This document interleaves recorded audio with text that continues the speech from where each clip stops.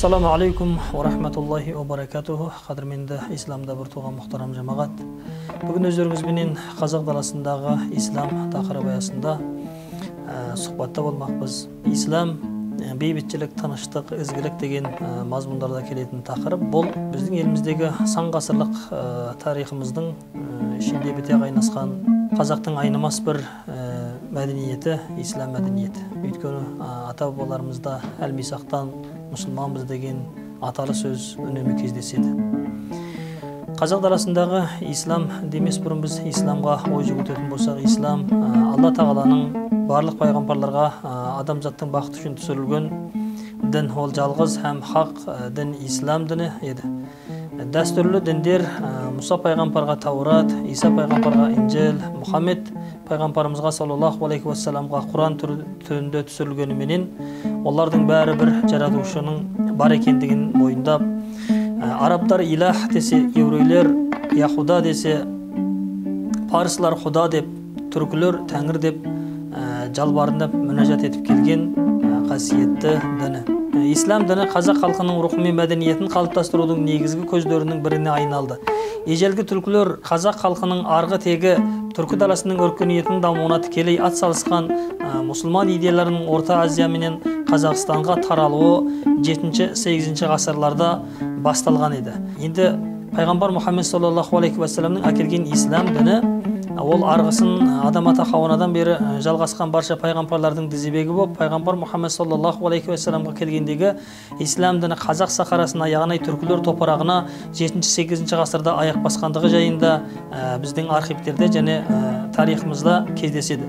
Түркі жұртының исламмен алғаш танысуы ол Ұлы Жібек жолындағы мұсылман саудагерлердің сауда жасау барысында жеткізген осы ізгілігі, ақылағы болса, және сол уақыттағы дін тарқатушы арабтардың осы керуенге ілесіп түркі топырағына келіп дін тарқатуынан бастау алуға болады.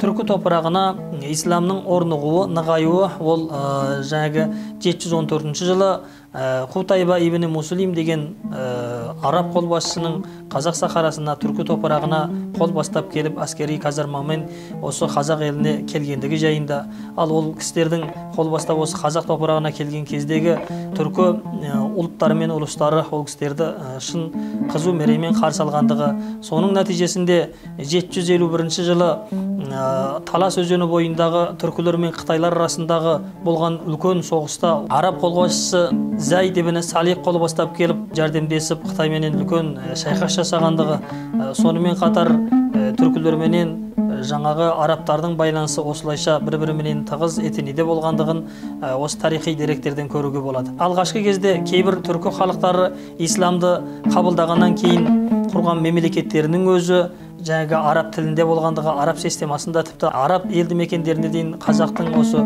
түркі ұландарының мемлекет құрғандығы жайында біздің дәстүрлеріміз, жаңағы тарихтарымызда келеді. Мысалға, Мысыр, Шам, Иран топырақтарында мемлекет құрған осы түркі ұландарының мемлекеттері болған.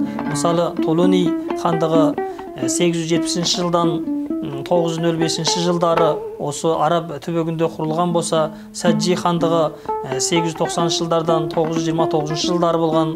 Және де сонымен бірге айта кетуге болады, осы Мысыр елінде солтан болған Бейбарыс атамыздың да сол түркі топырағынан шыққандығын, түркілердің ұрпағы екендігін көруге болады. Міне осындай ұлы даланың төсінде өскен қазақ ешқашан дінді кеше ғана қабылдаған, немесе мынау 70 жылдық атеистен кейін ғана осы дінге келген, немесе дін жаңадан олардың көкірегіне ұялаған дардан емес, керісінше кешегі бабаларымыз біз әл-мисақтан мұсылманбыз дегендей анау ата бабаларының арғы тектерінен осы бір илахи түсінікте болғандығын біз көре аламыз.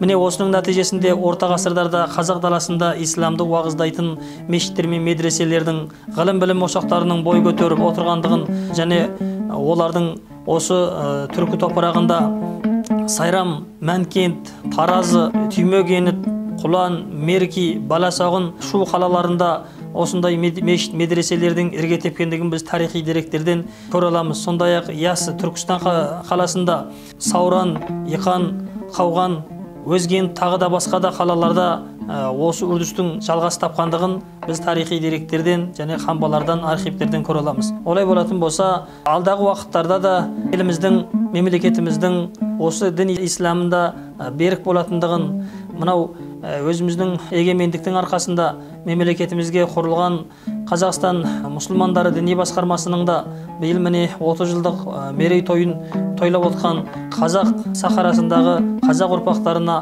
алдағы уақыттарда да осы дін исламның берері мол, қосар тәрбиесі көрнекті деп сенеміз. Алла тағала баршамызды осы ата бабамыздың асыл дінінен айырмауға нәсіп етсін.